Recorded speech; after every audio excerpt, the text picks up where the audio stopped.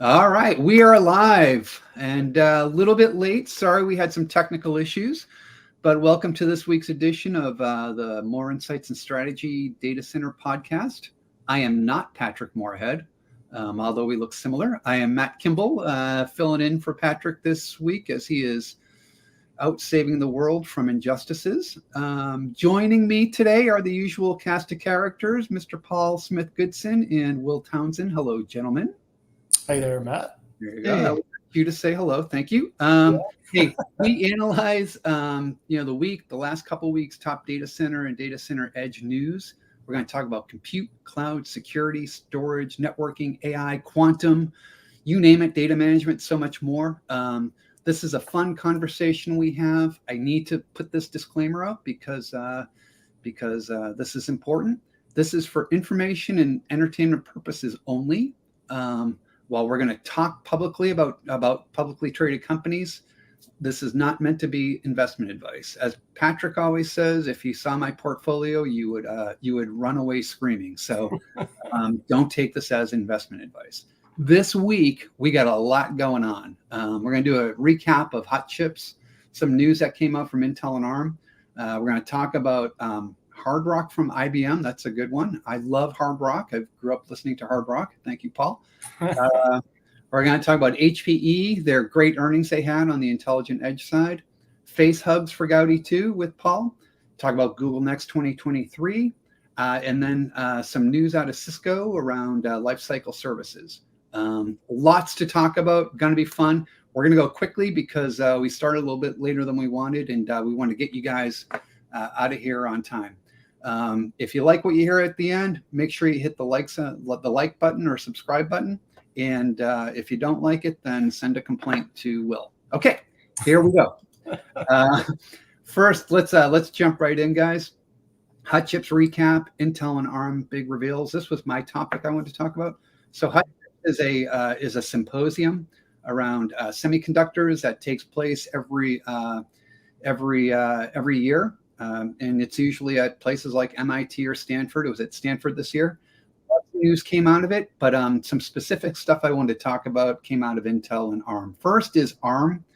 Really big news coming out. They're coming out with made two big announcements. One is this program called CSS, or Compute Subsystems. And essentially what it is, Paul, this might be of interest to you because you're especially nerdy on the semiconductor side. But for customers or partners that want to deliver customized silicon out to a market for very specific purposes, maybe it's for something on the networking side for Will, or something related to AI, specific accelerators. ARM is providing a fully validated, fully configured compute subsystem that you can just drop silicon into and provide these solutions. So it cuts down on the development lifecycle for silicon engineers. They're saying 80 engineering years, which is a whole lot of money. But from a time frame perspective, anybody who's worked in this market, you're going from 3 to 4 years down to a year worth of development time, which from a time to market perspective is super huge. I think they're doing this partly in response to what RISC has done with RISC-V or RISC-V out in the marketplace, kind of more rapid development life cycles. But they're also bringing the quality and the strength of the ARM certified systems program to bear, and the strength of the ecosystem.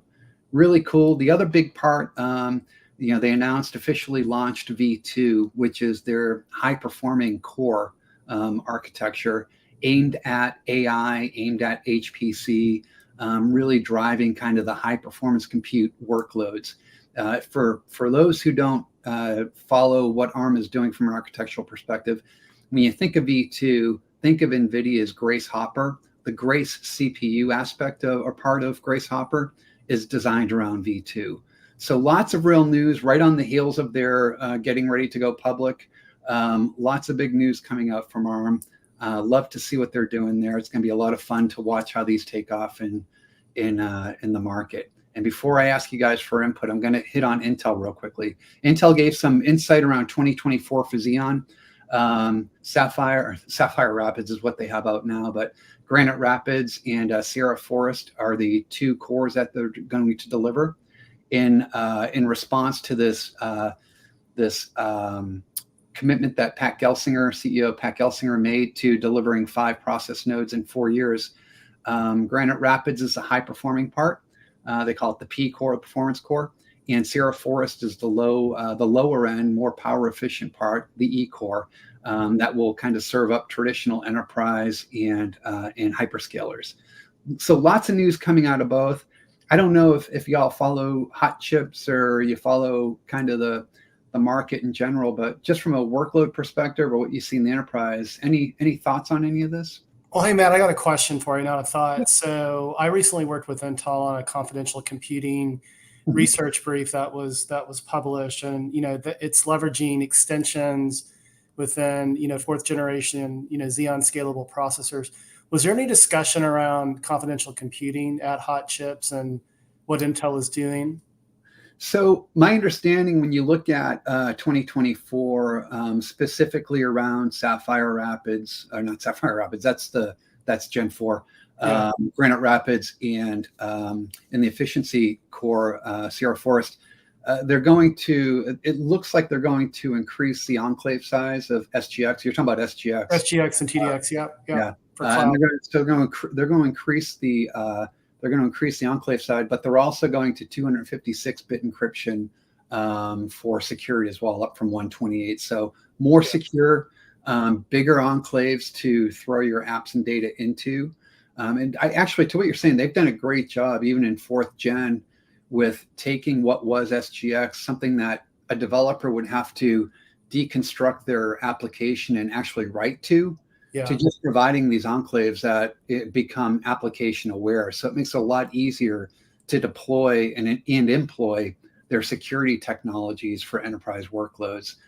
So they're going to extend that ease of use, and also, again, make it bigger and make it more secure. I think Intel has done a great job too, sort of building the ecosystem, to your point, making it easy to develop on this and sort of leverage that confidential computing capability.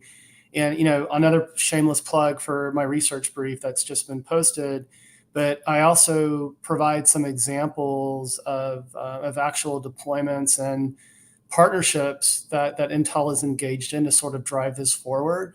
So I would encourage our listeners and our viewers to go hit my Twitter feed at Willtown Tech, and you can find that link and download that paper. But kudos to Intel, because not only are they putting that out there, but they're supporting the ecosystem to make it a reality. Yeah, they've done. Go ahead, Paul. Yeah, I'll also mention that Intel's long-term strategy for AI is AI everywhere. They've made that pretty clear, and they see the world in basically 2 versions. There's a version of large language models that NVIDIA lives in, where you've got thousands of GPUs and millions of dollars to train these large models, and then there's the what NVIDIA sees as using smaller models to enable putting AI everywhere, from laptops to phones to just about everything. In fact, they've said they're going to put AI in every product. And so a lot of these smaller models are going to be running on Xeon 4th generation. And the sweet spot for that is about 10 billion parameters. So it's a much smaller model. It can't do all the concurrent functions that these huge models can do, but it does a couple of things very well. So that's the market that they're looking at, and that's why they're going to the processes that they are. I love what they've done with that, Paul, to what you're saying. There's especially in the 4th gen, and they're going to improve upon that going forward. But, the acceleration engines they put in, I think they're right to say, there's a kind of delineation between where you need that acceleration as a discrete add-on, such as, NVIDIA's GPUs, and what you can do within the CPU through acceleration engines. And they're addressing a lot of the mainstream down through that acceleration engine strategy, which I think that's why they've done so well in AI, even though the CPU integer performance and vector performance hasn't been quite as strong as its competitor because of these acceleration engines. You see AI workloads, performing very, very well on Xeon relative to the competition. Yeah. And also, if you look at the latency, their objective is to keep it down to 100 milliseconds, under 100 milliseconds, and all the performance data I've seen, it's all been pretty much all underneath 100. So. Yeah, very cool. Hey, by the way, as we transition into IBM, I think I referenced you as Paul Goodson Smith at the beginning instead of Smith Goodson. I'm so sorry. I'm terrible with hyphens. So I'm really sorry. I'd like to say I'm dyslexic. Trying to go through your life, what your name is, and spelling it out every time you tell somebody what your name is. So with that said, let's go on to Hard Rock from IBM with Paul Smith Goodson, the king of AI, quantum, and all things high performance. What do you got for us, Paul? Yeah, the Hard Rock comes from when I wrote the first article in Forbes about IBM's strategy and what they were going to do with foundation models and generative AI, and when Watson X came along, Granite was a code word that they used for one of their foundation models, and I used it in the article, and I shouldn't have used it in the article, but I ended up taking it out. But anyway, now they're introducing Granite. It's one of the models, large language models that they're going to be putting out. It's going to support NLP and content generation, summarization, and insights and stuff like that.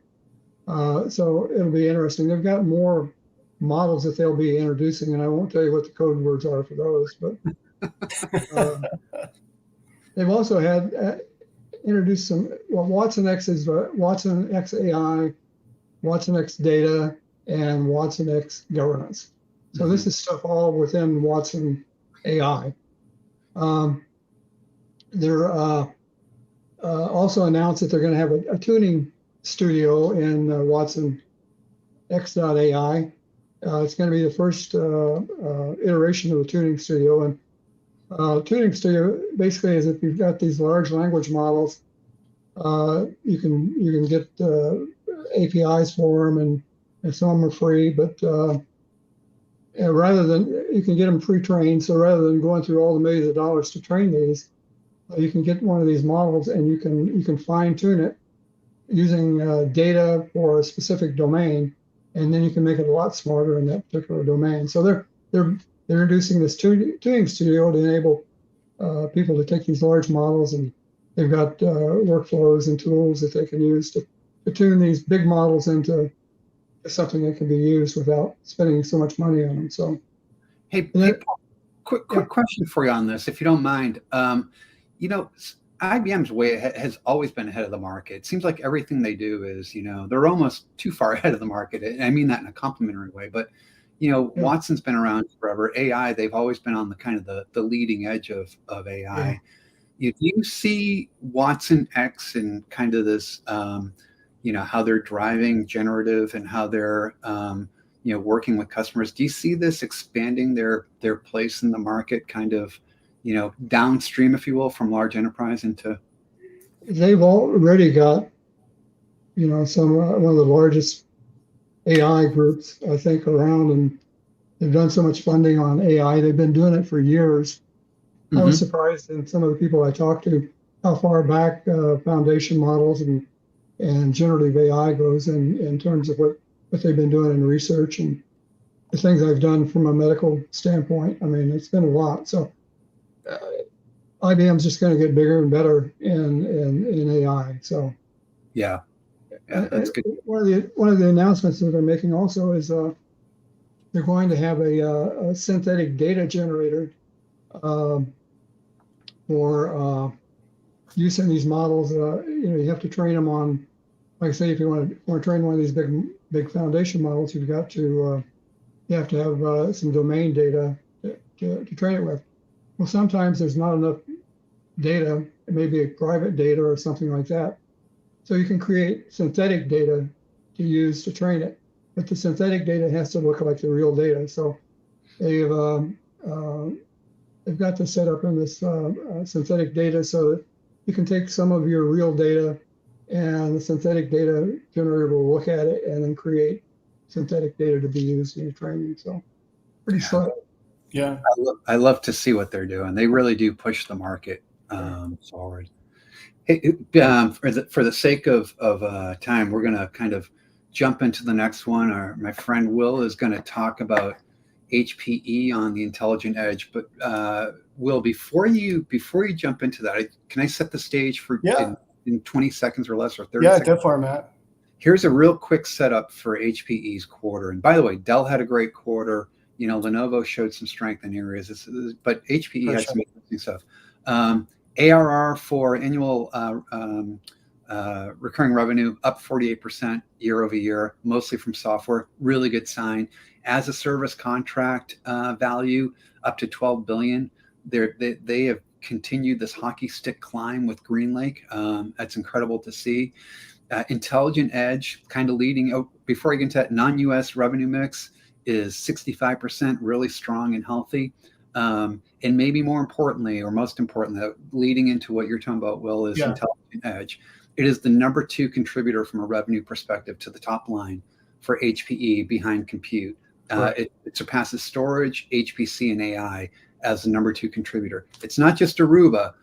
This is kind of all their vertically solutions. But I know you want to jump into Intelligent Edge, so I wanted to hand it off to you. Yeah, no, it's a great setup, Matt. And yeah, I mean, it's quite impressive when you look at the contribution that this portfolio made to the most recent quarterly earnings. And certainly to your point, Aruba is encompassed in Intelligent Edge, but it's much broader than that, right? I mean, HPE has long done a lot within edge infrastructure. But I think this does point to the strength that Aruba is bringing to the company, and it's continued to build its momentum. Yeah. And there have been several key acquisitions for HPE around access security. In fact, I just had a briefing with that team, so they're folding SSE capability, and I think I've spoken to that on prior podcasts. Combining that with another acquisition that HPE made with Silver Peak, and it's combining a powerhouse with respect to SASE, SD-WAN, and security. And clearly, in speaking with executives recently, security has been a focal point for Aruba. And certainly, now every networking infrastructure provider is talking about the convergence of networking and security. But Aruba's been at it pretty consistently and for quite a long time. I'll also mention from an edge perspective, Aruba has been a leader there as well. Yeah. So in 2020, they launched their edge services platform, which really sort of, put their stake in the ground, at the top of the mountain with respect to AI ops. That's another area that everyone is talking about these days. It kind of gets whitewashed at times. But what I like from HPE and from Aruba is just this consistency and momentum build. And hey, that resulted in some pretty killer earnings for Q2.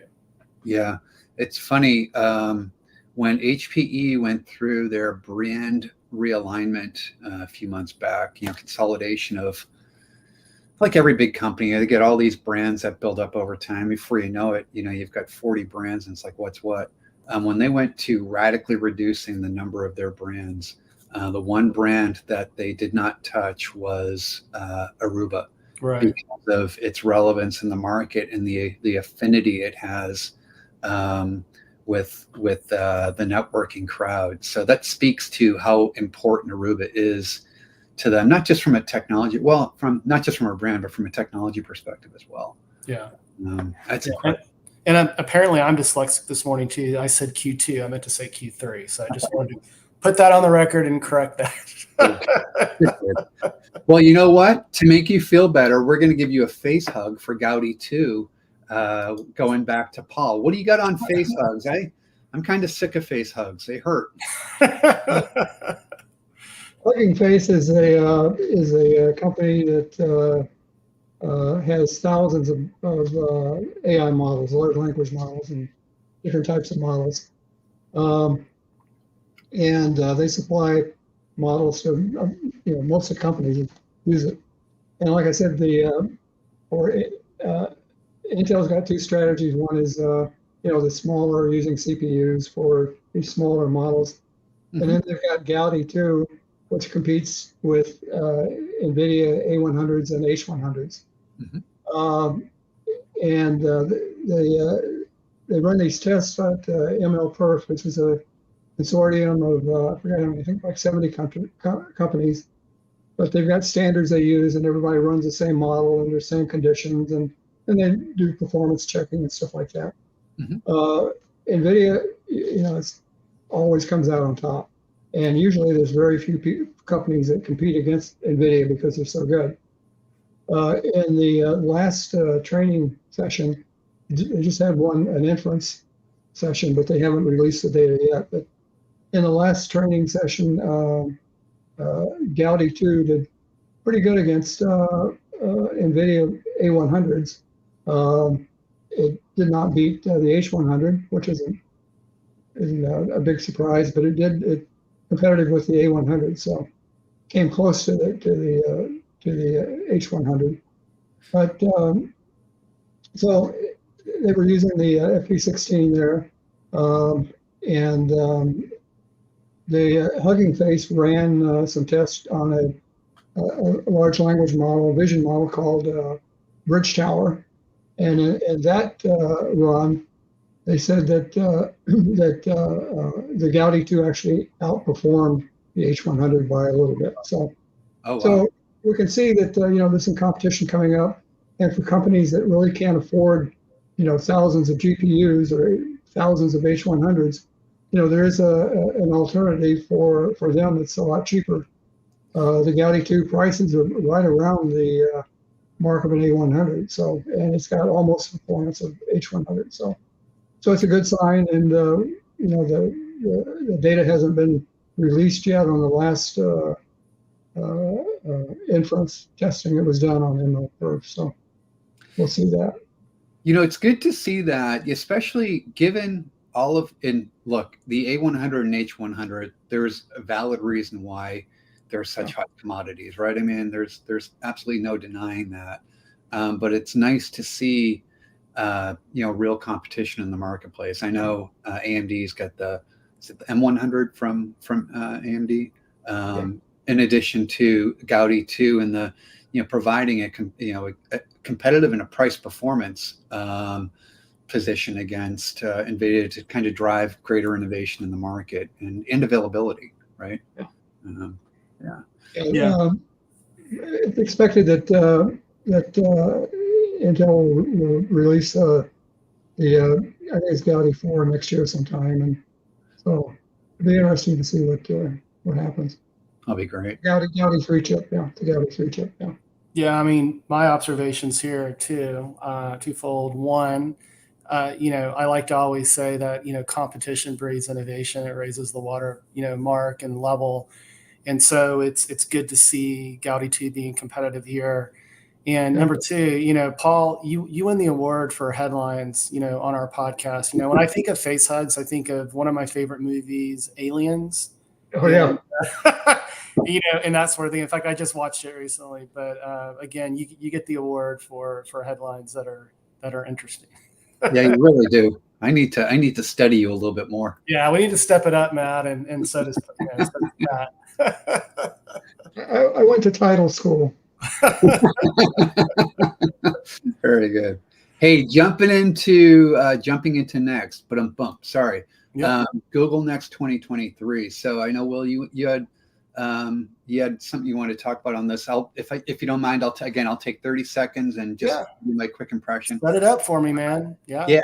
So here's what I found interesting about Google Next 2023.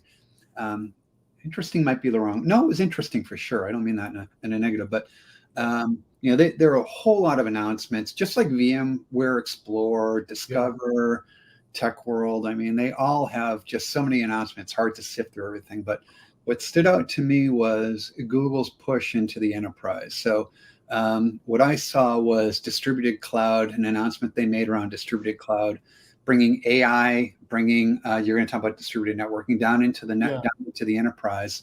in a consumable way for the IT organization, much like AWS has done, Azure has done with Azure Stack, and Google has done previously with Anthos.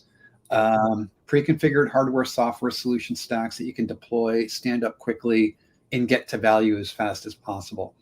I think it's a great story. I'm kind of curious to see how this stands relative to what HPE is doing with GreenLake, what Dell is doing with Apex, what Lenovo is doing with TrueScale, because each one of these server vendors seems to have a lot of velocity behind what they're doing. We just talked about HPE's numbers. Dell's are just impressive with Apex, and Lenovo has shown a lot of growth with TrueScale. So I'll be curious. And Google's been at this for a bit. Anthos was announced, I think, 2 years ago. It was a partnership with HPE. I don't have a lot of detail around what these platforms are that Google's putting inside of the enterprise data center, which makes me wonder kind of, what that looks like. Is it a super micro box? Is it even something, who knows, right? So I want to hear more details. I love the idea. I love the connectivity up to the cloud or to the clouds. I think that's a great story as well. But I'd love to learn a little bit more. And I know that leads directly into connectivity, what you want to hit on, Will, which is the networking side. Yeah, I'm going to hit on networking. I'm going to talk a little bit about security. So, there's no doubt that that Google is sort of trying to play catch up with its two main competitors that you just mentioned. And so for me, sort of when I kind of stood back after the event and sort of looked at the payload, there was a little bit on networking and there was a lot on security. And the lot on security is not surprising, just given present day and what organizations are battling. In fact, I'm beginning to draft a Forbes article where I'm going to do a roundup and I'm going to talk about cloud security, and I'm not going to call a winner, but I'm going to feature Google, AWS, and Azure, kind of talk about strengths and weaknesses and where I think they're playing. But let me touch on networking. So, and I've got some notes here, so I'm going to look down for a moment. But Google announced its cross-cloud network. And what cross-cloud network aims to do is tie multi-cloud and on-premise domain connectivity together to simplify it. It's also integrating security and a pretty rich partner ecosystem. And we were talking about how important partner ecosystems are with the discussion around Intel. But this is going to support things like distributed application development, emerging AI workloads, surprise, surprise, and hybrid work support, given just the nature of modern work. So on the surface, to your point, Matt, I agree. It's compelling. Google's a little bit late to the party from my perspective, especially when you look at, again, what AWS and Azure have done. And then even, some of the things that we saw come out of VMware Explore as well, right? But again, competition breeds innovation. So I think this is strong. And to your point, Matt, I think this better positions Google in the enterprise and for data center market share than it ever has. So that's just my 2 cents. Yeah. I agree with you on the playing catch up, and I agree on both parts, right? They are definitely playing catch up, but I think they're going about it smartly. And one thing I have to say for Google and GCP is I like the patience they're displaying, right? They're announcing these services, deploying these services, and by the way, they do a lot of silicon work themselves around security. They've done their own security chip. They've done their own accelerators, they're playing the long game, and they understand this isn't about what next quarter delivers. It's about what 5 years from now, when clouds are truly interconnected, who stands tall. So I kind of like. Well, that's been NVIDIA's playbook too, right? I mean, Jensen, he made investments that didn't pay off for nearly a decade, right? And look where NVIDIA is today. So the long ball, the long game, does pay dividends if you're willing to endure it. Yeah. Leather jackets and black turtlenecks. That's how. All right. Go ahead, Paul. Sorry, go ahead. Yeah, I was going to say, if the guys hadn't come along with ImageNet and figured out that you could use GPUs, NVIDIA would still be a computer graphics company, period. And a gaming company, right? Yeah. That's for sure. A good point. Hey, let's wrap this up on a strong note. Mr. Will, you have one more thing you want to talk about around Cisco. They seem to be a regular on our podcast. Yeah. There's so much that they seem to do. What do you got with Lifecycle Services? Yeah. So, and I'll be brief as a courtesy to our viewers and our listeners, but I do spend a lot of time with Cisco, and one of the areas where I think they've really excelled is within their CX or customer experience, portfolio. And, this has been a catalyst to transitioning from selling hardware to subscription and software and that sort of thing, right?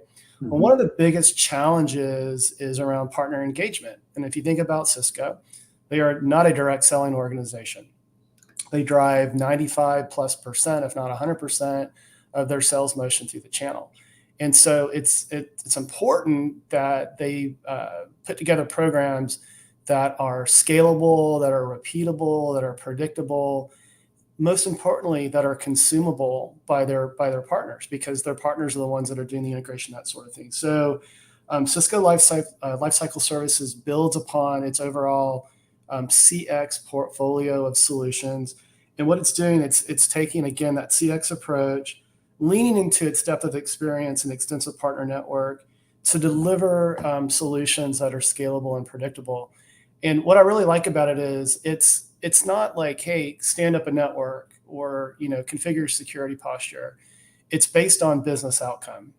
Yeah. So they've defined several business outcomes. I believe that's going to grow over time.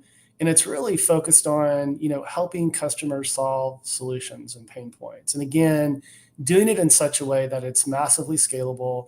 It leverages a lot of the learnings that maybe from a managed service perspective, a mid-market company just couldn't access because they just didn't have the checkbook, to be able to engage Cisco in that. So it's like taking those learnings, that capability, and really scaling it out. And I really like it. I tweeted about it when it was announced a week ago. And if you want to learn more, go hit my Twitter feed. And I also spent time with executives, before the announcement. And there's a quote in their payload there, for the launch. But this is another area where Cisco really differentiates itself. And so I felt, I felt it was important for me to sort of jump in there and support it. But don't know if either of you or Paul caught it or if it's relevant to your areas of coverage, but I think it's pretty powerful. To me, what I love about Cisco, and I liken them to Microsoft a few years ago and Oracle of late, and that is, Cisco had this kind of made this killing in large enterprise networking, right? And they lived off that. And they've gone through this, they continue to reinvent themselves and expand their market share, right? So what they're doing is they're bringing, large enterprise practices and learnings down into downstream into a market that can now consume these services. So they're expanding their addressable market wisely, right? They're doing it very easily, very simply for their customers, and they're continuing to add value. And they've gone from a networking company to an everything company, which to me is it's fascinating to watch. They just had announced a partnership with Nutanix as well. I tweeted about that too, and I thought about you when I sent that tweet, Matt, or that X, or whatever we call it these days.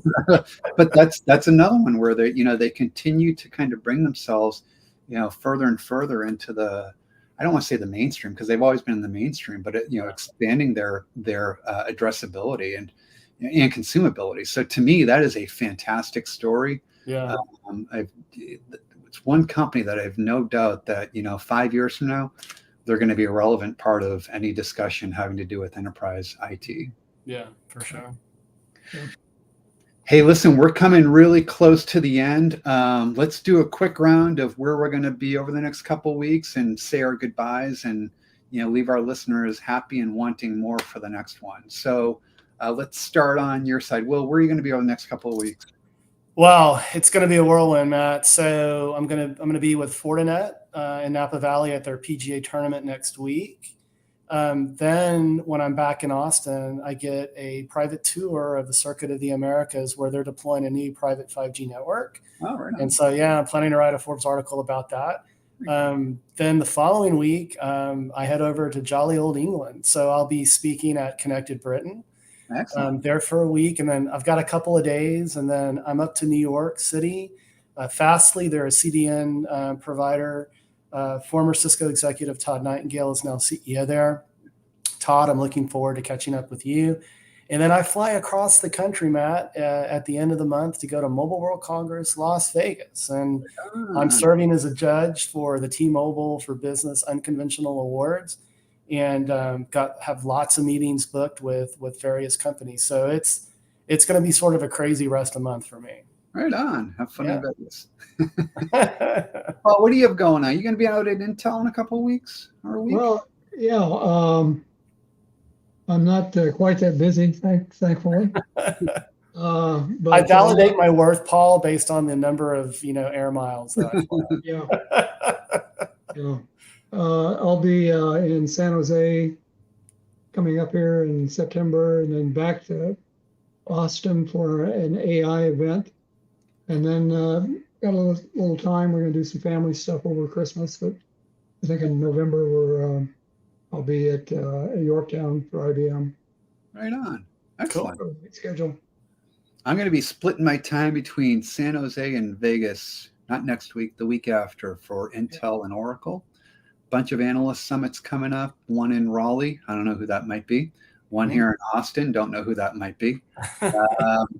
Lots of fun stuff, though, and a lot of news happening. So I'm sure there's more travel coming up.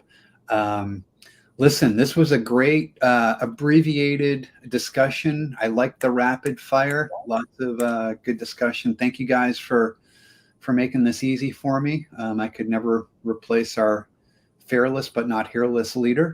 You guys do look a lot alike. I mean, I had to look twice to see if that was Pat. I get it. I don't know how to take that, actually.